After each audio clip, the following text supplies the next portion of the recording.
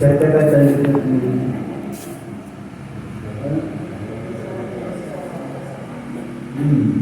काय म्हणजे स्वीकारल्यानंतर आपोआप आणि व्यवहार तसा करायचा असतो. जसं पाहुण्यांच्या घरी गेलो तर जसं घरी आपण व्यवहार करतो तसं पाहुण्यांच्या घरी व्यवहार करता का? भले पाहुणे म्हटले आपलंच घर आहे, त्यांनी पण म्हटलेलं असतं आणि कसं म्हटलंय की ते बरोबर आपण समजतो. आपलंच आहे म्हटलं तरी सुद्धा आपल्याला माहिती आहे की हे आपलं नाही. आणि मग तिथला आपला उठणं बसणं ते खाणं पिणं आहे ना, सगळं कसं अगदी इंग्रजांसारखं असं एकदम शिस्तीत, सांडायचं नाही असं, म्हणजे सगळ्या गोष्टी तिथं व्यवस्थित बरोबर. तर त्या काळात तरी घरात सुद्धा सगळं व्यवस्थित लागतं. सोफ्यावर झोपलेलं चालत नाही बरोबर आहे. आता घरात माणसाने सोफ्यावर झोपून येतात, शिस्त खोलीत जाऊन झोपायचं आणि ईशान काय खोलीत झोपत नाही. तर व्यवहार आपण सगळे पाहतो. राजीव गांधी तुम्हाला म्हणताय कोण होता माहित होतं? शास्त्रातला एखादा व्यक्ती विचारत आहे. राजीव गांधी आपल्याला माहित होतं. कोण होता तो? इंदिरा गांधीचा मुलगा. तुम्हाला माहिती आहे तो पंतप्रधान कसा झाला? पंतप्रधान होण्याच्या अगोदर तो काय करत होता तुम्हाला माहिती आहे? पायलट. सगळी माहिती तुम्ही देतो मीराबाईंची, राजीव गांधीची चांगली माहिती. पायलट होता. मग त्यानंतर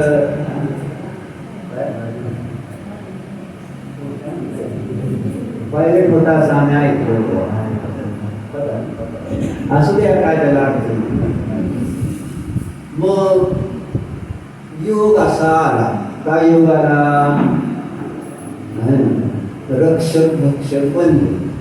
इंदिरा गांधींचे रक्षक त्यांनी तिला मारलं. रक्षकांनीच मारलं आणि रक्षकच मारत असतात माहिती आहे. आकांक्षा तुला आई रक्षक वाटते का भक्षक आहे? जे माता पिता आपल्या मुलांना धर्माचे संस्कार देत नाही त्यांना पण किती वेळा ऐकलंय, माता न तू वैरिणी, माता नसून ती वैरीण आहे. मुलांचं कल्याण, मुलांच्या प्रति मोह आहे, ते सुखी राहावं असं वाटतंय तर त्यांच्याजवळ काय पाहिजे सुखी राहावं म्हटल्यानंतर? पैसे. काय पाहिजे? काय म्हणतोय?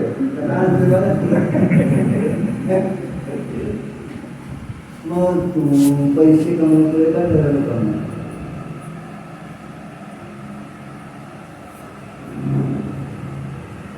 सांगते बरोबर सगळे. ती पण म्हणते की नाही धर्माचा अभ्यास करायचा.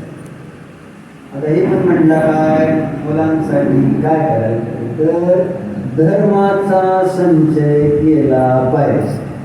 पण असा आपण तो संबंध जोडत नाही. तर आपल्याला कळलंय, आपण ऐकतोय, आपल्याला समजलंय, पण आपला व्यवहार कसा आहे का? की मुलगा सुखी धर्मसंचयाने होणार आहे, धनसंचयाने नव्हे.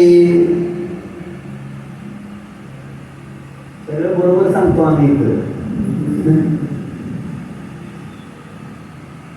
मग किती किती माता पिता मुलांसाठी धर्मसंचय करतात. धनसंचय अजूनही श्रद्धा हीच आहे की धनसंचय केलं तरच आपली मुलं सुखी राहतील.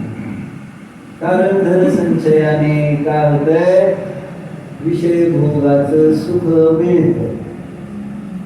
म्हणून जेवढं आपण धन त्यांच्यासाठी ठेवणार तेवढे ते सुखी राहणार. असं बरोबर आहे का? तेजस नाही सगळी लावाड होती. काय नमितात आहे, टाइम देऊन का आपलं टाइमपास करतेच नाही. बरं माहेर म्हटल्यानंतर इतक्या आळशी वाईट असते. मला जरा ही चीड देऊन सांगितली, हे तुमच्या आईचे वडिलांचे गुणधर्म आपल्या पद्धतीने निवांतेच. काय कोण काय म्हणणार आहे?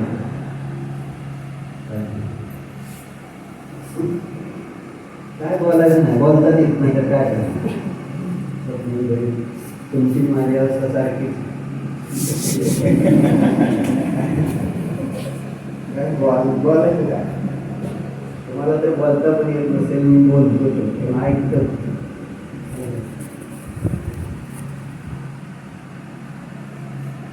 काय सांगितलं?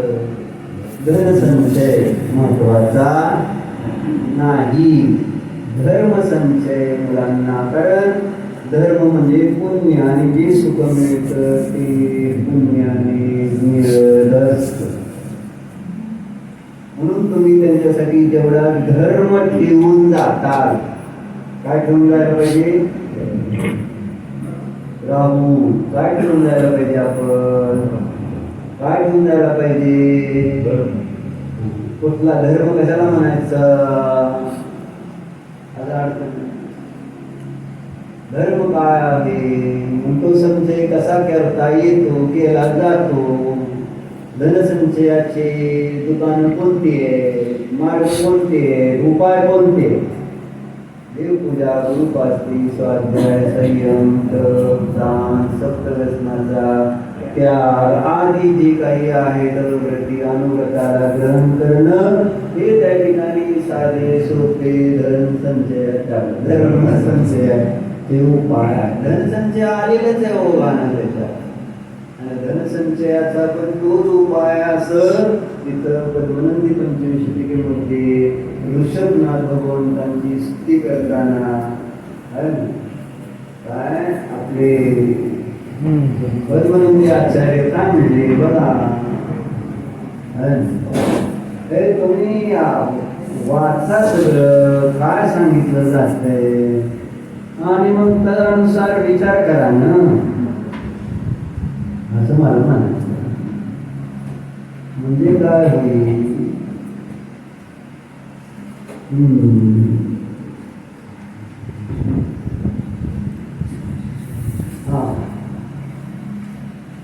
तर श्लोक नंबर आहे क्रमाने 727, 727, 727 आणि पा नंबर नागपूरच्या प्रतीमध्ये 396 म्हणजे 396.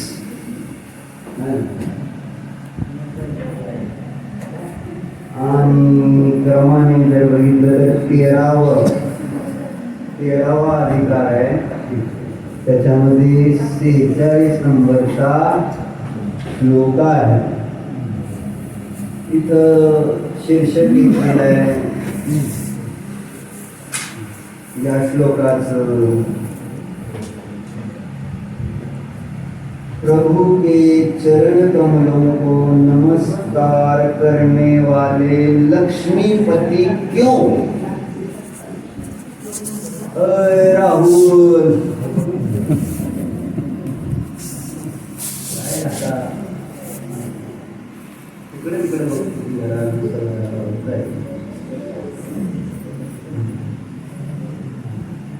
काय लिहिलंय?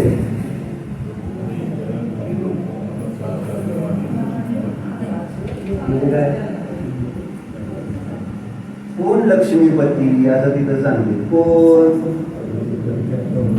जे प्रभूच्या चरण कमलामध्ये नमस्कार करतात तेच लक्ष्मीपती असतात. असं इथं पद्मनंदी आचार्य म्हणतात. कोण लक्ष्मीपती आहे? जे नमस्कार करतात, देवाला नमस्कार करणारेच. तुम्ही आज लक्ष्मीपती का आहात नाही? कशामुळे आहात? दुकान उघडल्यामुळं, प्रामाणिकपणे दुकानदारी करताय म्हणून, न चुकता रोज दुकान उघडताय म्हणून, खूप पुरुषार्थ करताय म्हणून, इंद्रिय विषय भोगाचा त्याग करून दुकानदारी करताय म्हणून, कशामुळं? संबंध कशाशी आहे? त्या लक्ष्मीपती होण्याचाही इथं सांगतात. तुमचा समज जो आहे तो समज आता बदलावा लागेल. ती समज जी आहे आमची, ती चुकीची समजूत आहे की आम्ही दुकान उघडतो म्हणून आम्ही लक्ष्मीपती होतो. बरोबर बरोबर समजूत का चुकीची? कशावरून? कशावरून?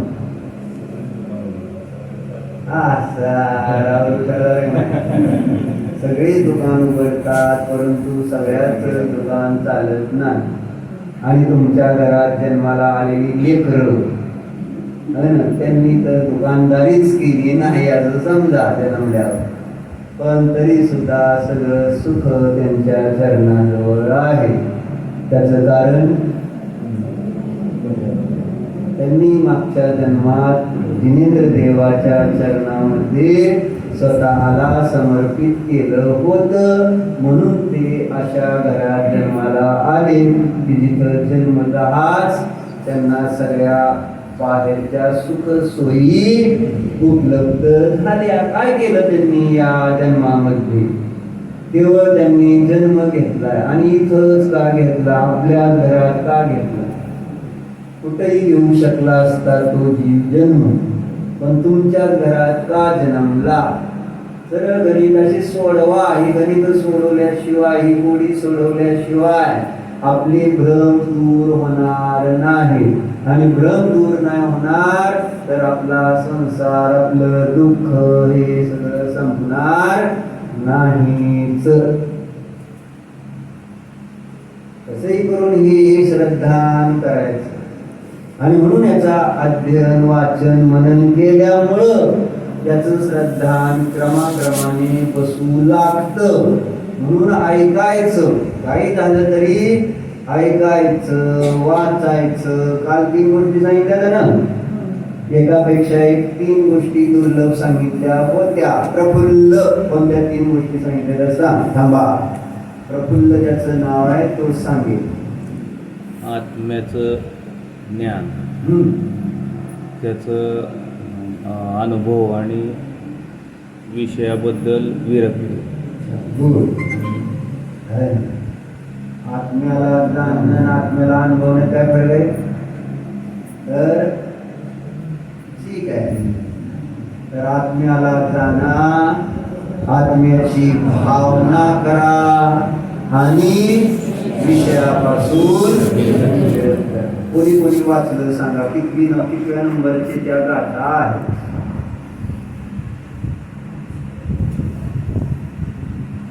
कशात सांगितलं होतं? कशात आले हे?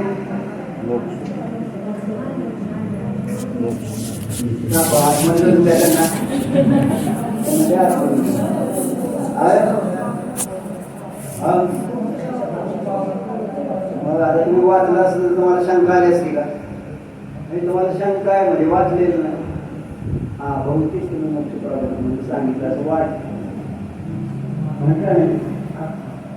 जे धन आहे ते तुम्ही कपाटात ठेवलं आणि पुन्हा उघडून पाहण्याची भावना होते नाही, आणि उघडून बघितल्यावर तुम्हाला दुःख होतं का त्रास होतो का?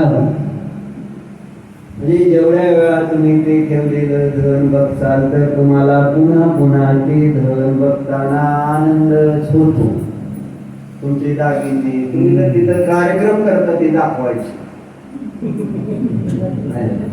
सादर काय सादर तेच की सादर सादर काय जे असेल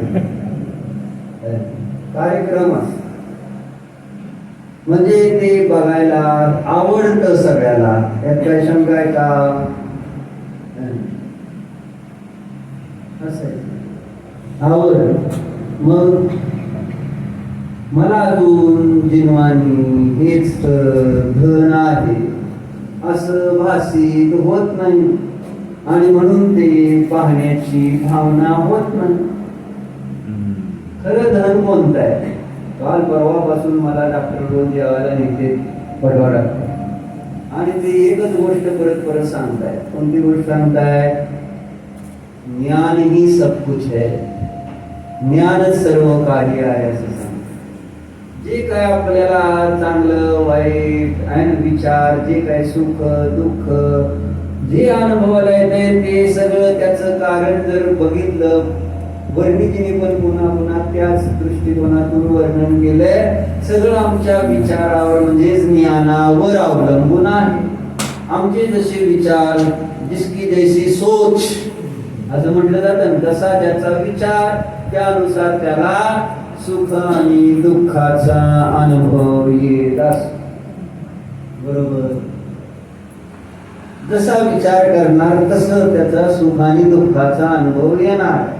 म्हणून तिथं एक उदाहरण पाहिलं असं की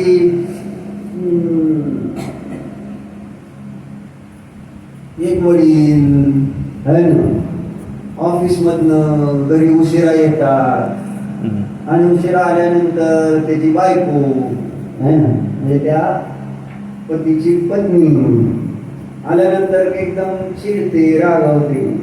अहो किती उशीर गेलाय? बंड्या मागापासून म्हणत होता माकड बघायचंय माकड बघायचंय असं. मग आता मला ह्याच्यात सांगा तुमचा काय विचार? असं जर मला स्वप्न घरी आल्यानंतर म्हणले उशिरा आला दुकानात, किती उशीर गेला दुकानात यायला? मग त्याच्यात त्यांनी सांगितलं सोच, विचार कसा आहे. मग विचार कसा आहे? जर तो पॉझिटिव्ह विचारवाला असेल तर काय म्हणे, ठीक आहे थोडा उशीर काम होतं, चल कपडे आवर घाल, चल जाऊ आपण बागेमध्ये आणि माकड बघून घेऊ असं म्हणून विषय संपवता.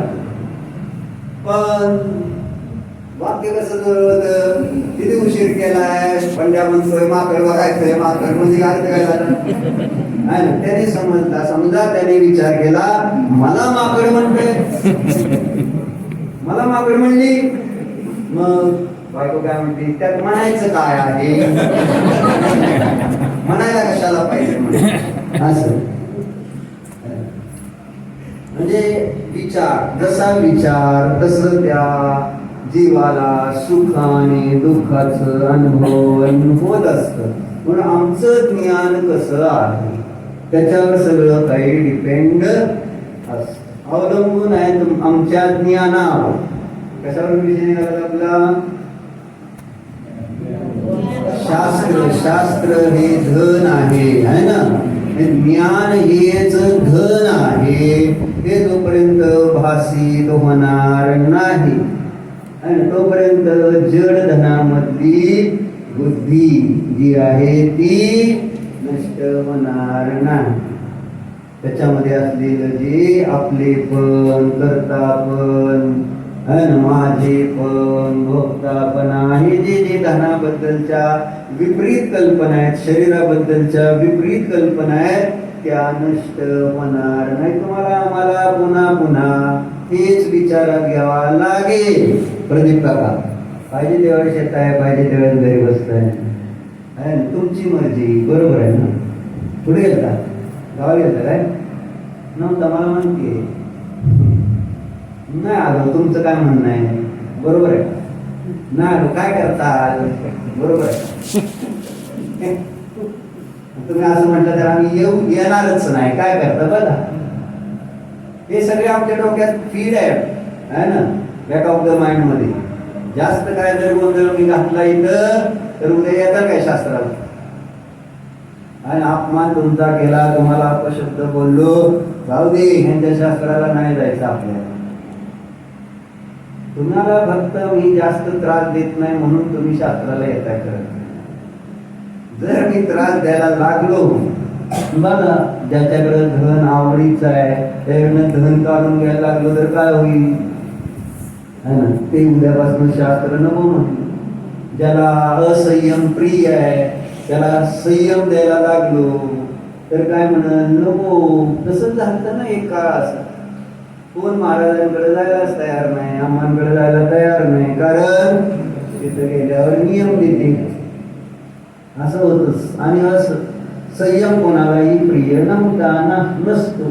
स्वैराचार प्रिय असं. चर्चा काय चालली आपली? ज्ञान हेच धन. ज्ञान हेच धन आहे. बरोबर.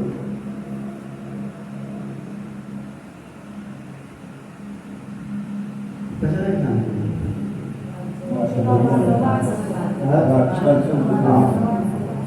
हे वाचलं नाही म्हणून सांगितलं. म्हणजे पुस्तकं उघडा घरात असतील तर काढा, नाही तर त्याला वाळवी लागेल राव. कोण बघणार मग त्याला? तुम्ही जर हातात घेतलंच नाही तर मग होणार काय? ती तशीच राहून राहून खराब होऊन जाती. म्हणून सांगितलंय तर आज जिज्ञासा पाहिजे का नको? हे सांगितलंय का असं शास्त्रात? आम्ही खरं बोलतोय का खोटं बोलतोय ह्याचं तर तपासणी करायला नको? परीक्षा प्रधानी असायला पाहिजे का नको? व्यवहारात तर सगळ्या गोष्टी तपासून घेतात. आणि मग धर्म मार्गामध्ये मी काय इतका शान आहे का? केवळ ज्ञानी नाही आहे मी पण. मग माझं बरोबर का चूक हे तुम्ही तपासायला शिका. पण तुम्हाला काय शिकायचंच नाही ना, इथं शिकायचंय का? होय म्हणते, सारखं होय म्हणते ती. मग त्याच्यामुळे मला पुढे काय बोलता येत नाही आता, असा प्रश्न आला येतोय. पप्पा मम्मी मला खवळतील, काय करताय तुम्ही? तर जाण म्हणून वाचा. काय काय लिहिले आचार्यांनी, किती कधी एकदम तिथं सुद्धा आधी महाराज म्हणाले तेच तिथं पण म्हटलेले आहे पुढे जाऊन. जे लोक म्हणतात वर्तमानामध्ये ध्यान नाही त्यांची निंदा केलेली आहे. आणि कुंदकुंदाचार्य म्हणतायत की आज देखील या पंचम काळामध्ये आणि भरत क्षेत्रामध्ये धर्म ध्यान होत. आणि धर्म ध्यान करून जीव स्वर्गाला जातात, तिथून येतात तिथं आणि मनुष्य होऊन पुन्हा आत्मसाधना करून मोक्षाला जाणार असं त्यांनी प्रमाण दिलेलं आहे. म्हणजे आज पण होतं ध्यान असं त्यांना सांगा. बरेच लोक म्हणतात नाही आज चौथा काळ नाही, तीर्थंकराचा विरह आहे, कुठलं ध्यान कसलं ध्यान आहे ना. एक तर आम्ही सगळे प्रमादी असतोच ध्यानामध्ये, होत नाही लागत नाही, दुसरंच विचार येते आणि मग त्याच्यामध्ये काय आम्हाला त्रासच होतो. आणि काय करायचं नुसतं बसून? बरोबर करावं. ध्यान करू वाटतंय का? माळ करायला सांगा करतो, पण ध्यान म्हटलं तर 5 मिनिटं 10 मिनिटं सुद्धा करताना आणि जीवावर येत का नाही अडचण ही. आणि म्हणून म्हटलं त्या ध्यानामध्ये तुम्ही स्वतःचा काय मी परमात्मा आहे, मी सिद्ध आहे, मी ज्ञान मात्र जीव आहे असा स्वीकार नाही होत तर मग परिणतीमध्ये आपल्या तदानुसार व्यवहार होत नाही. हे सांगतो सुरुवातीपासून. आपला व्यवहार चुकतोय का? चुकतोय तर जसा आपण स्वतःला स्वीकार केलाय तसा व्यवहार होतोय. म्हणून त्याच्याशी मग विषय काय आपला इथं आलता की धन कुठं असतं? धन कुठं असतं?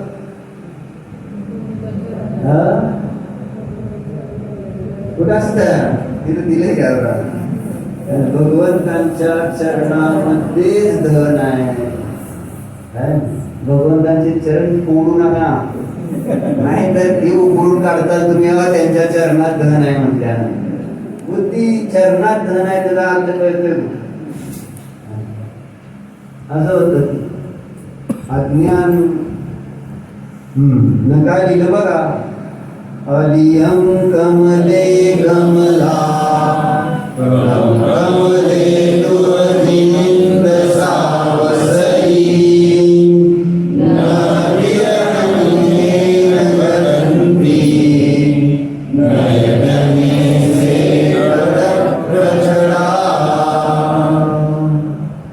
कमला नहीं रहे कमलों में वही तव चरण कमल क्योंकि न होगी किरणों से करती कटाक्ष जब भविजनन.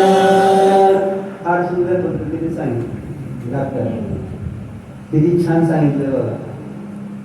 कटाक्ष करते ती, कटाक्ष टाकते. जी पाया पडते ना त्या चरणात लक्ष्मी असती, ती अशी बघते कोण माझ्या पाया पडते, आणि लक्ष्मीने ज्याच्याकडे बघितलं तो लक्ष्मीपती. आता सुंदर सांगितलं, असं रोमांच येण्यासारखं सांगितलं का नाही.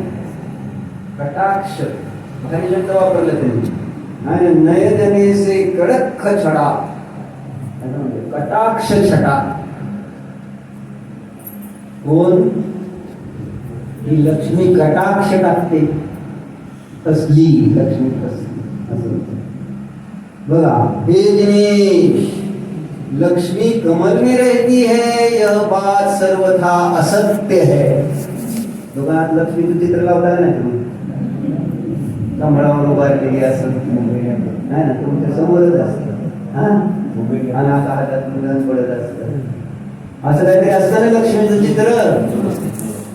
आणि ती दुकानात लावल्यावर काय होते काय मग, असं पडत असत. लक्ष्मी, धनलक्ष्मी. आणि म्हणून तर मग लक्ष्मी पुजता तुम्ही दिवाळीला, बरोबर आहे सुरेशजी. आणि त्या तर वह्याचं पूजन मन लावून करणार. जिनवानी पूजन आपण तेवढ्या मन लावून. जिनवानी पूजन काय? आकांक्षा. जिनवानी पूजन काय? तुझं नाव आकांक्षा आहे का? ना, आजपासून उभार सांगतो काय ना, हे प्रीतीचं नामकरण करते. तू लग्न झाल्यानंतर वेगळं नाव ठेवते ना, तसं आता इथं शास्त्राला आल्यानंतर प्रीतीला आकांक्षा म्हणूया. धीर नाही मग बायका म्हटल्या ना, इतकाशा उड्या मारायच्या असते त्या बेडकासारख्या, चैन पडत नाही. आता आकांक्षाला विचारलं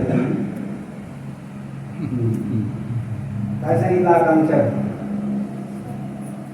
काय स्वाते प्रश्न काय होता माझा?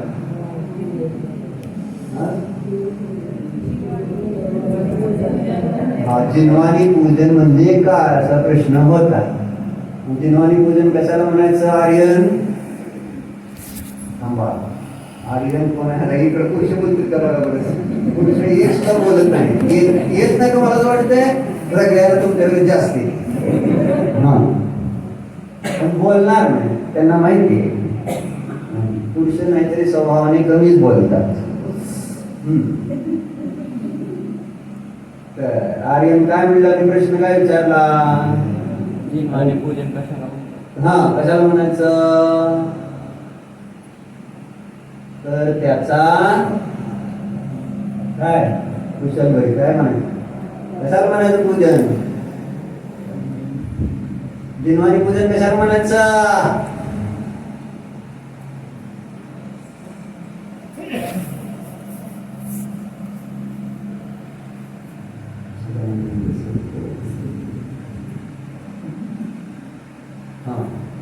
तर काय चेतन? स्वाध्याय करणे हेच जिनवानीचं पूजन आहे.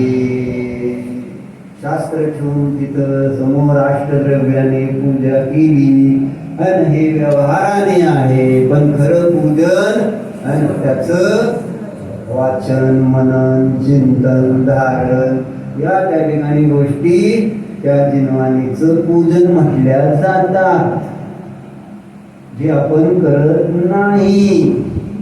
कळलं का सोडलं? लक्ष्मी पूजू पण सरस्वती कधी पूजणार नाही. बरोबर आहे? सरस्वती कधी पूजली?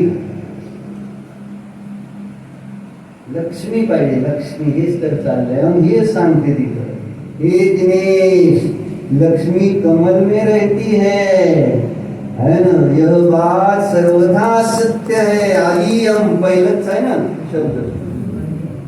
अधिक अधिक काय रे? हा,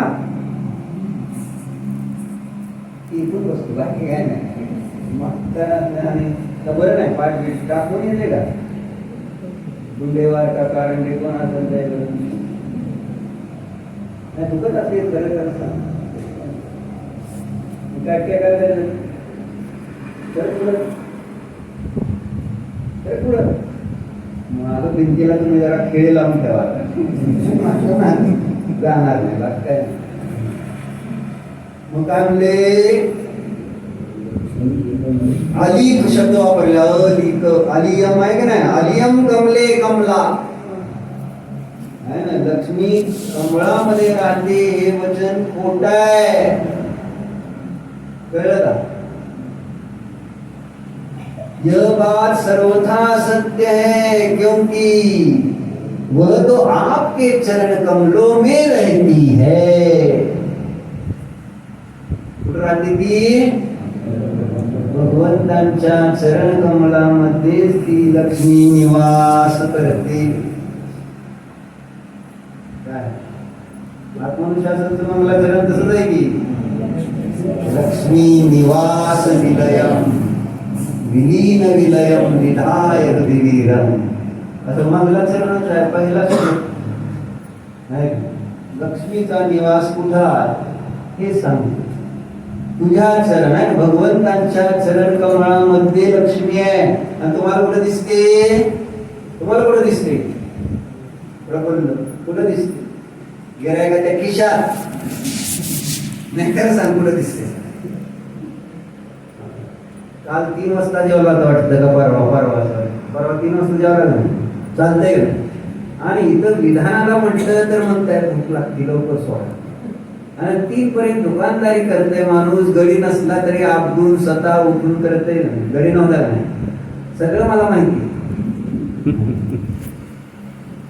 दादाला सुद्धा 2 वाजले जेवाय. स्वप्नील भाईला पण किती इकडं वर खाली अलपाटी करावं लागली उन्हामध्ये. सगळं तप केलं तुम्ही कोणासाठी? कोणासाठी केलं? आणि हेच तप जर आणि जिनेंद्र देवांनी सांगितल्याप्रमाणे जर आपण करू तर आपलं कल्याण होईल का नाही? मन पंचवृक्षाक्षणी हॉटेलमध्ये खाणार नाही. काय नियम घेतो? काय म्हणता येतो? काय पंढरपूरमध्ये काय? पंढरपूरमध्ये काय विषय येत नाही, खाणारच नाही तू. का जातो पंढरपूरमध्ये काय? आणि मग काय पंढरपूरमध्ये घ्यायचं? जिथं जातच नाही तिथं म्हणजे विषय कशात आहे? बाहेर पण खायचं नाही. स्वप्नील बहिणी त्यांच्या मंडळीसाठी नियम घेतलाय, तुम्हाला माहित नाही अजून. त्यांच्या मंडळीनं आम्हाला चालत नाही, माहिती आहे ना, हॉटेलमधलं खाल्लं तर आहार घेत नाही. मग स्वप्नील बहिणी डोक्यात ते आलं म्हणजे आपण बायकोसाठी का होईना म्हणले आणि तिच्याबरोबर आपण पण आता हॉटेलात खायचं नाही असं त्यांनी ठरवलं. माहिती मग किती आनंद झाला त्याला सांगितल्यावर. माहिती आहे तुम्हाला? स्वप्नील हे पण खाणार नाहीत म्हटल्यानं म्हणजे नियम घेतला. त्याला माहित नव्हतं ना. मन पंचवर्ण साक्षीने सर्व दोषाचे प्रायश्चित्त म्हणून काय करायचं? 1 वर्षासाठी कुठंच हॉटेलमध्ये खाणार नाही. काय निशान, मला तुझ्याकडनं फार आशा आहेत, मग तू काय बोलनच आणि कुठेतरी जायचंय दिसतंय तुझं प्लॅन. आता सुट्टीचे दिवस आलेले आहेत, फिरायला जावं लागतं. त्या लोकांनी पैसे दिलेले असतात आपल्याला, टूरवाल्यांनी. तुम्ही जा हो बाबा, हे पैसे घ्या पण फिरा जरा, असं सांगितलंय ना मला. असं काय तर चर्चा काय की लक्ष्मी कुठं राहते? भगवंतांच्या चरण कमलामध्ये राहते म्हणले का नाही? मग आता पुढे काय म्हणले? जग भव्य जीव कोण? जे भव्य जीव आहे आप सिर झुकाकर नमस्कार करते हैं. आता नीट नमस्कार करताल तुम्ही. मला आहे ना असं बोलतात असं करायचं हळू बघायचं बघते का माझ्याकडं. कारण सांगितलंय इथं पद्मब्रह्मचारी देवाने काय सांगितलंय? जे त्यांच्या चरणात नतमस्तक होतात त्यांच्याकडे लक्ष्मी बघते, पण त्या लक्ष्मीकडे बघणाऱ्याकडे लक्ष्मी बघत नाही. आपण अनेक वेळा ते उदाहरण शास्त्रात ऐकले. आहार देताना त्या गरीब स्त्रीने दिलं तर पंचाश्चर्यवृष्टी झाली आणि शेजारी ती शेठाणी होती. पण एक घास महाराजांच्या हातात ठेवायचा, बाहेर जाऊन बघायचं पडते का काय. तर असं नाही होत. म्हणून पाया पडताना तर पायाच पडायचं, भगवान तुम्हीच मला शरण आहे. अशा आम्हाला तिथं लक्ष्मी आणि भोगासाठी धर्म नाही आहे आपला जैन. आपला जैन धर्म कशासाठी आहे? चुकीचं उत्तर आहे. त्यागासाठी नाही. कशासाठी आहे?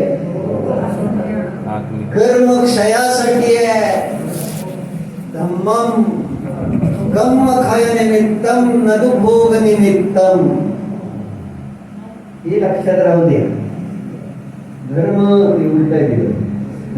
अज्ञानी जीव उलट करतो. अज्ञानी जीव धर्म भोगासाठी करतो, कर्म क्षयासाठी करत नाही.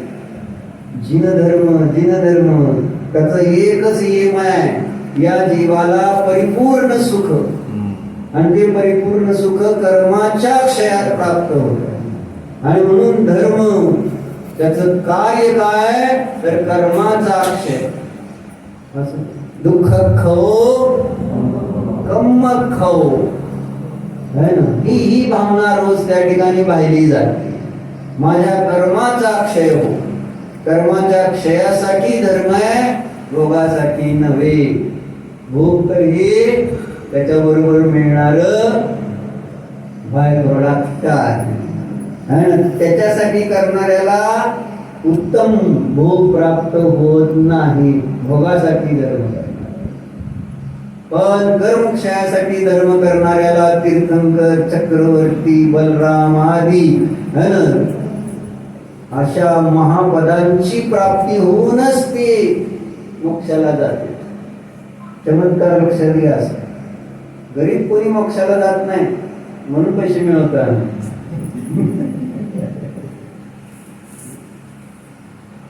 कारण जो धर्म करणार त्याच्याजवळ बाहेर न आहे ना. म्हणून का सांगितलं त्या दिवशी कोणीतरी 12.5 करोड रत्नाची वृष्टी होती असं म्हटलं होतं. पण तसं नसून काल ती चूक दुरुस्त विजूकाकीने केली.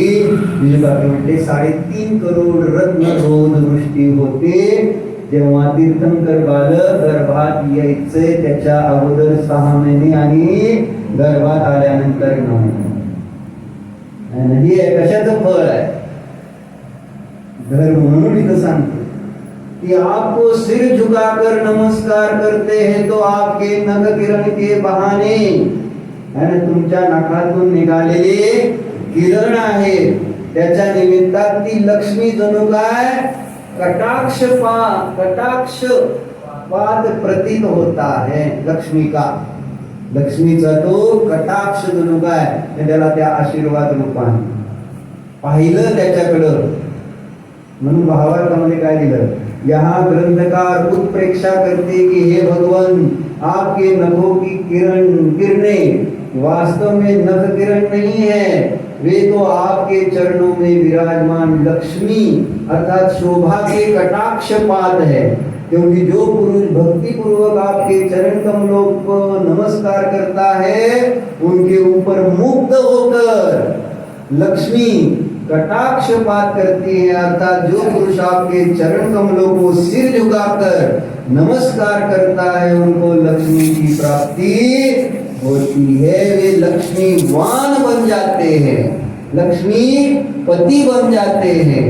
अतः हे प्रभु संसार में यह कीर्तन प्रसिद्ध है कि लक्ष्मी कमल में निवास करती है बात सर्वथा सत्य है, बल्कि वह तो आपके चरण कमल में ही निवास करती है।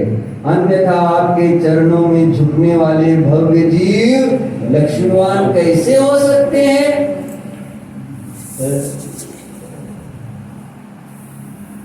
काय करेल? संपलं नाही अजून, काय माहिती. जाऊ दे, आम्हाला लक्ष्मीकडे आता. कोण होतं लक्ष्मीवान? लक्ष्मीपती कोण होतं? ते श्रद्धान उत्पन्न झालं पाहिजे. नतमस्तक व्हायला शिकवा मुलांना, आपल्याला पण श्रद्धेने, धनासाठी नाही, तुझ्यासारखं पद प्राप्त करण्यासाठी. श्रद्धेने, भक्तीने, तेच आहे खरं दर्शन. आणि त्या दर्शनाचं फळ सर्व काही बाह्य लौकिक अनुकूलता पण प्राप्त. चर्चा करण्यासाठी मुलासाठी धनसंचय महत्वाचा का धर्मसंचय? शिक्षण धर्म संचयाचं द्यायला पाहिजे का धनसंचयाचं द्यायला पाहिजे? रॉंग डायरेक्शन आहे सगळं. Wrong numbers. तुम्हाला रॉंग नंबर तिकीट, तुमचे सगळे रॉंग नंबर लागले तरी तुम्हाला कळत नाही. तिथं सिनेमा बघताना जर तुम्हाला कळलं ही रॉंग नंबर आहे, ती रॉंग नंबर आहे, ती रॉंग नंबर आहे, चेष्टा सगळ्याची आपण बघितली, सगळं झालं. आमच्या जीवनामध्ये आपले काय रॉंग नंबर लागलेत का? त्यांचं तर कुठेतरी देवावर तर श्रद्धानाचा रॉंग नंबर आहे, आपला तर पापाच्या श्रद्धानावर, म्हणजे तर कसला बेकार रॉंग नंबर. म्हणजे डायरेक्ट एखाद्या डाकूला फोन लागले तर काय ती देवाचं तर लांबच राहू द्या, हॅकरला फोन लागले तर काय, हॅकरला तर लागला ना चुकून, आणि त्याला OTP आपलं काय मिळालं ते विचारत असते थोडंफार, आणि त्याच्यातलं सगळं आपलं धन निघून जात असत. अशा रॉंग नंबरलाच आपण श्रद्धानाचे विषय बनवून ठेवलेला आहे. धनानेच काय होणार? मुलं सुखी होणार. म्हणून रात्र दिवस आवडत. कळते तुम्हाला? काय कळते का? त्याला दुकान, त्याला दुकान. अरे एखादा धर्माला पाठवून द्या आणि तिघाला पाठवलं तर तुम्हाला काहीच करावं लागत नाही. माझी काळजी कधीच दादाला नव्हती. अरे जो धर्माकडे जाणार त्याची काळजी कुणाला? त्याला म्हणजे सगळं जग त्याची काळजी आहे. आणि तुम्ही एकटे पडता तुमच्या मुलांची काळजी घ्या, आणि धर्माची काळजी घ्यायला तुम्ही सगळे का नाही माझी काळजी घ्यायला? मला चिंता आहे का?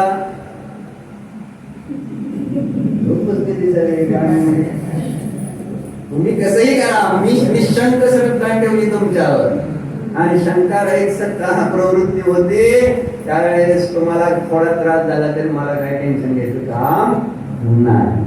म्हणजे त्याच्यामध्ये तुम्हाला पाप थोडंच लागणार, जे काय होईल ते पुण्यच लागणार, आणि पुण्य होताना थोडा त्रास होतो, पण थोडी जबरदस्ती चांगल्या गोष्टीसाठी केली तरी चुकीचं नाही. बरोबर आहे? म्हणून सांगितलं. आमच्या वाटण्याचा प्रश्न आला सांगा बरं. आम्ही दोघं भाऊ, आम्ही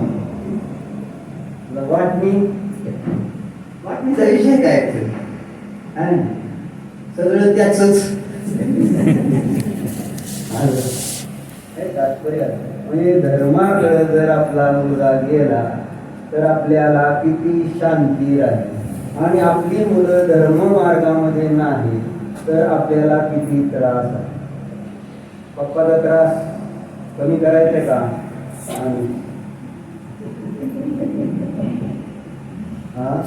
मग त्याच्यासाठी पहिलं काम काय? ब्रह्मचर्य व्रत घ्यायचं. म्हणजे त्रासच नाही पप्पाला बायको बघायला. पहिला सगळ्यात मोठा त्रास आहे बायको बघणं. बरोबर आहे का? किती बायको आजकाल सहज मिळते काय? आता त्यांनी काय गुडकूट ठेवल्या त्याचं माहित नाही, पण तशी सहजासहजी मिळत नाही. म्हणजे कितीतरी त्रासातून तुम्ही मुक्त होणार जर मुलगा आपल्याला पण शेवटी समाधी मरणासाठी कारण होईल. आपले परिणाम शेवटी संक्लेश होत असतात. नंतर नंतर कोण नसतं, काय नसतं, कोणी विचारत नाही, काय नाही. अशा अवस्थेमध्ये निरंतर तो म्हातारा काय करतो, संक्लेश करत असतो. ते ऐकत नाही, ते तसं काय सुरेश, बरोबर आहे? बरोबर आहे नाही? निलेश आलाय म्हणून आज काय बोलला नाही तू नव्हता ना म्हणला काय ऐकत नाही पोरं म्हणून. तर सांगायला असं संक्लेश होत जातात जसं जसं पुढे जाणार. कारण शरीराची शक्ती हीन झालेली असते, जनरेशन गॅप पडलेला असतो आणि आपल्या विचारानुसार कार्य होत नसतात. कारण आपलं धर्म संचय केलेला नसतो. त्याच्यामुळं पापाचा उदय असा येतो की कोणी आपल्या कुठल्याच इच्छा पूर्ण होत नाही. देवाडी खराब परिस्थिती म्हातारपणी बोलतात. अशा परिस्थितीमध्ये आपल्याला तारणार कोण, आपलं रक्षण करणार कोण? धर्म धर्म चिररक्षक धर्म हमारा हो.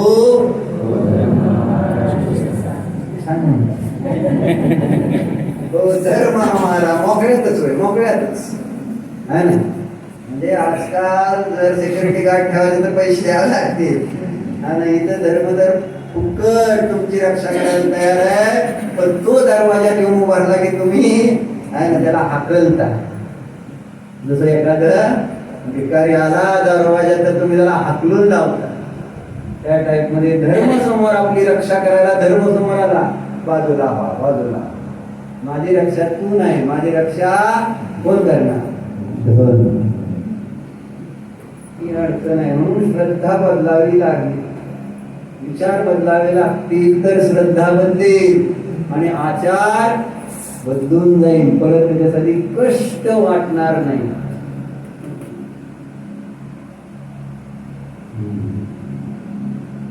म्हणून काय सांगितलं, मुलांसाठी काय करायचं हे सांगितलं. मुलांचं जर कल्याण करायचं तर धनसंचय नको. हे एक श्रद्धेत पडू द्या, हे मला म्हणायचं. धनसंचय तुम्ही करणार, तुमच्या पापाच्या उदयात आता तेवढं करावंच लागणार तुम्हाला नाही. तो काय पुण्याचा उदय नाही, जाऊन काम करावं लागते. कष्ट करणं हे काय पुण्याचं काम नाही. पुण्यवान लोकांना कष्ट करावी लागत नसतात आणि मला कष्ट करावं लागतंय तेव्हा धन मिळतंय.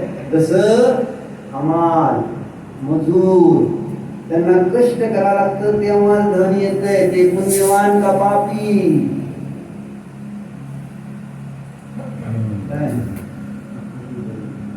आणि तुम्ही पुण्यवान का पापी? असं नाही. म्हणून एक ठिकाणी असं आलतं ना की पूर्वी सिनेमामध्ये सुद्धा आणि एखादं असलं तसलं गाणं करायचं असतं ना तर ती साईड ऍक्ट्रेस करायची. मेन ऍक्ट्रेस तसले वल्गर काम करत वल्गर गाणं म्हणायची नाही. माहिती आहे तुम्हाला? जुन्या सिनेमामध्ये मुख्य जी नटी असायची ती असलं गाणं म्हणणार नाही. सुरेश तुला तर चांगलं माहिती आहे नाही. आता काय झालंय मला सांगा. आणि साईड ऍक्ट्रेस जाऊ दे बाजूला, मुख्य ऍक्ट्रेसच, मुख्य नटीच त्या ठिकाणी तसली कामं करायला हवी. हेच आमच्या जीवनात आहे. मुख्य मालकच घाण काम करायला लागला. पटतंय का नाही प्रबुद्ध? म्हणजे आपण समजतोय आम्ही उच्च गुरु आहोत. म्हणजे ना विचाराने आचाराने बघितलं तर आपले सगळं आपण भ्रष्ट झालेलो आहोत आणि त्याचं एकमेव कारण धर्माला आम्ही शरण जात नाही. त्यावेळेस विचार करा.